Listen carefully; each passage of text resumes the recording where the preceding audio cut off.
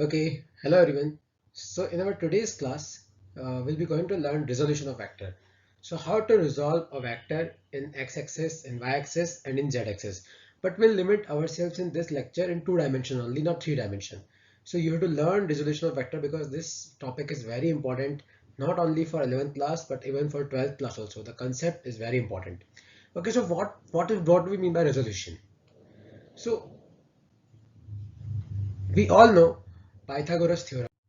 So we all know Pythagoras theorem. So what is Pythagoras theorem? So this is hypo, this is perpendicular, this is base, and this angle is theta. So we know that sine theta will be perpendicular by hypo. So perpendicular will be h sine theta, and cos theta will be base by hypo. So base will be h cos theta. So if we'll see the component close to theta will be h cos theta. So this component will be h cos theta, and the component which is opposite to theta, it will be h sine theta. So if I'll resolve this h in two parts, then one will be h cos theta, another will be h sine theta. So the component closer to theta will be h cos theta, the component opposite to theta will be h sine theta. And this we have derived using the Pythagoras theorem. So how to resolve now? Suppose in this case we have vector A and this is angle theta. So the component close to theta will be A cos theta. So you can complete this right angle triangle, and the component opposite to theta will be A sin theta. So if we'll see, A cos theta is in I cap and A sin theta is in this direction is j cap, this direction is I cap, this direction is minus I cap, and this direction is minus j cap. So A cos theta is in this direction, so A cos theta I cap, and A sin theta is in j cap, so A sin theta j cap. So this is how we have resolved the vector A. Let's take one more example. Suppose we are in second quadrant now.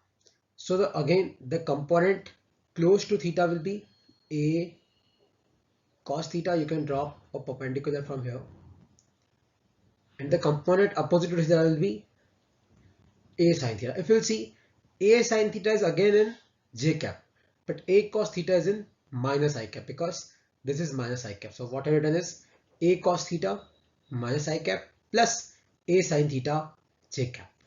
Similarly, in this case, the component closer to theta will be again A cos theta, and if we complete the right angle triangle, then this component will be A sin theta. If we'll see, A cos theta is in minus I cap and A sin theta is in minus j cap.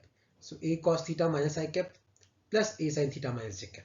Similarly, suppose we are in, okay, suppose in this case, what we have is, we have A cos theta. So if I'll draw a perpendicular here, so this component will be A cos theta, this component will be A sin theta.